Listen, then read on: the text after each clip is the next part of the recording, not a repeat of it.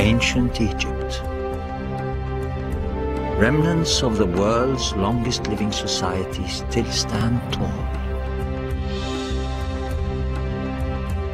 In the shifting desert sands and rising Nile tides. But for 1600 years, an important piece of landscape went missing, buried like a treasure in the sea, awaiting discovery.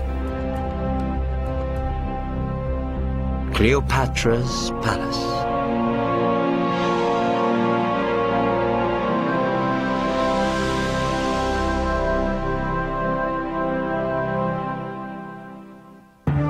Egypt. For 5,000 years, a great civilization flourished here and left a dazzling legacy filled with images of wealth and worship, power and pride. A people who held a profound belief in the afterlife, which found expression in enormous temples and tombs, and vested their faith in the Pharaoh to lead them and protect them. Each Pharaoh left an indelible mark. Ramses II, the great empire builder, and Tutankhamun, the boy king. But the most famous pharaoh all but vanished. Cleopatra, the face that launched 1,000 legends. Her story begins in Alexandria, a city at the mouth of the Nile River on the Mediterranean coast. It was founded in 332 BC by Alexander the Great, who conquered Egypt for his ever-expanding empire. After Alexander's death, the city fell into the hands of his general Ptolemy I, who established Greek control over Egypt.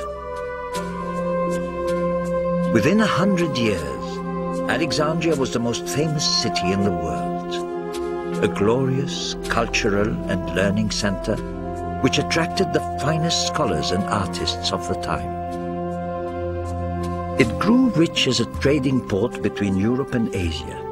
Ships from India and Rome sought out its fabled lighthouse, one of the 7 wonders of the ancient world. The Greek occupation of Alexandria and the rest of Egypt lasted for some 300 years, until Cleopatra's time. Queen Cleopatra VII, an Egyptian pharaoh and a full-blooded Greek, she remains one of history's great enigmas. Popular among the Egyptians, Cleopatra was the first Greek ruler to learn their language. She kept the powerful Roman Empire at bay by forging intimate alliances with its leaders. But her luck ran out when Octavius, the ruler of Western Rome, decided to take Egypt from her grasp. Rather than submit to defeat, the queen committed suicide. For all the drama that Cleopatra endured, there's not a trace of it left in present-day Alexandria. Instead, her world lies hidden in 10 meters of murky water in a bay that spreads over 2 square kilometers. No one has ever attempted a full search of this enormous site until now.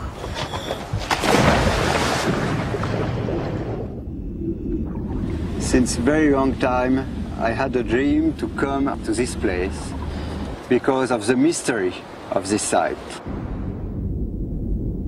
For Frank Goddio, 10 years of planning culminate in this year's expedition. A former financial advisor, he abandoned his successful career to pursue Cleopatra full-time. And this is where he hopes to find her.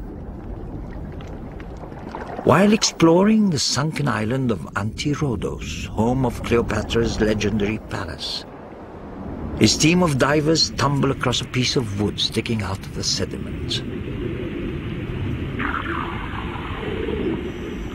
For 3 weeks, divers clear the site. Curiosity turns into excitement.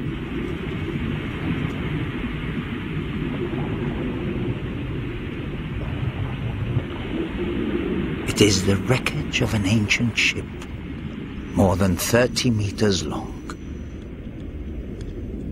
The big surprise for the team and me this season was the discovery of the wreck in the port of the island of Anti-Rhodos.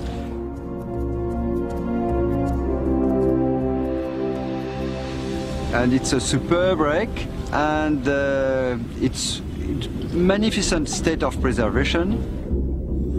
Radiocarbon dating places the vessel within Cleopatra's lifetime.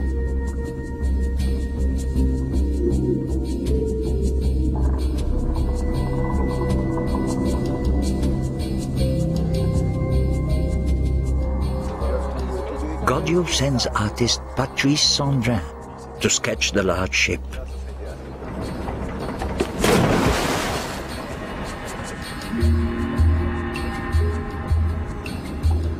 Special waterproof paper allows him to draw an overview.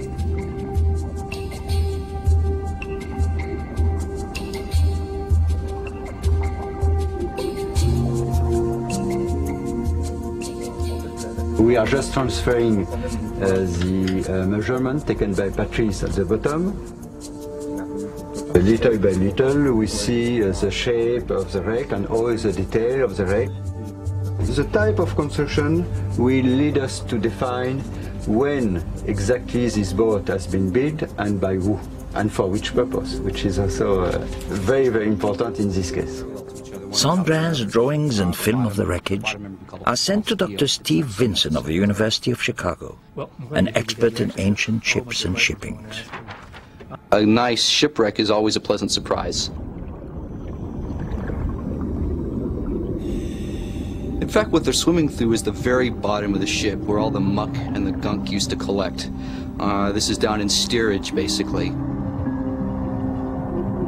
A computer model helps Dr. Vincent bring the ship back to life. Not every frame crosses the keel. It's more or less... Well, the drawing gave me the first clue, because with the drawing I was able to see the whole thing at a glance. What we have is a centerline keel, which is this heavy longitudinal member, comes from the front to the back. Crossing the keel are lots of pieces that go from side to side that you would call ribs, or more properly called frames. The ship was large by ancient standards, 30 meters long with thick supporting beams that measure 8 meters from end to end. Vincent suspects it is a cargo ship. Well, if it was leaving Egypt, it may well have been carrying a cargo of grain. Estimates put the amount of grain shipped from Egypt to Rome at about 50,000 tons a year. A cargo ship this size could carry 300 tons of grain or wine stored in tightly packed jars. The wealth of the Nile that made Cleopatra rich. Egypt was where a lot of luxury goods from China, from India, or sub-Saharan Africa would have been shipped through.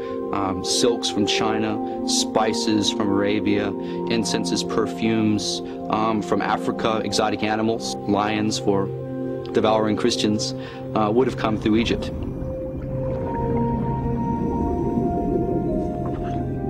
Hidden between the timbers of the ship, Godiot's team finds jewelry in pristine condition.